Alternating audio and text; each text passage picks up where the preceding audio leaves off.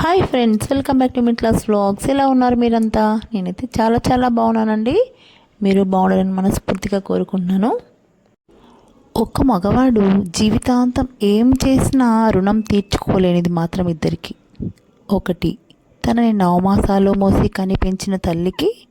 రెండు, తన ప్రతిరూపమైన బిడ్డల్ని నవమాసాలు మోసి కని పెంచి ఇచ్చే భార్యకి. ఇద్దరూ చేసింది ఒకే పని, ఇద్దరూ పడింది ఒకే కష్టం, ఇద్దరూ చూపించేది ఒకే ప్రేమ. ఒకరు తన కళ్ళు తెరవగానే మొదటిగా చూసినవారు, మరొకరు కళ్ళు మూసేటప్పుడు చివరిగా చూడాలి అనుకునేవారు. ఎవరు ఎక్కువ కాదు, ఎవరూ తక్కువ కాదు.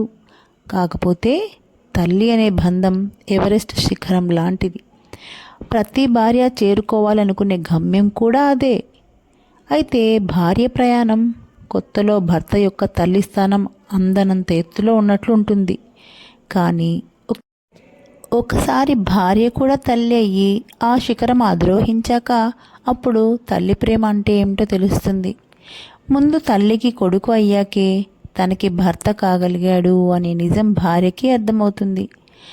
ఒక మగవాడి జీవితంలో తల్లి భార్య ఇద్దరూ ముఖ్యమే. ఇద్దరిలో ఎవరి స్థానం వారిది. వారిలో ఏ స్థానం తగ్గినా మగవాడి జీవితం తలకిందులవుతుంది. సృష్టికి మూలం అమ్మ, ప్రతి సృష్టికి మూలం భార్య. మరి ఈ విషయం మీద మీ అభిప్రాయం ఏంటి? కామెంట్ రూపంలో తెలియజేస్తారు కదూ. Thank you for watching this.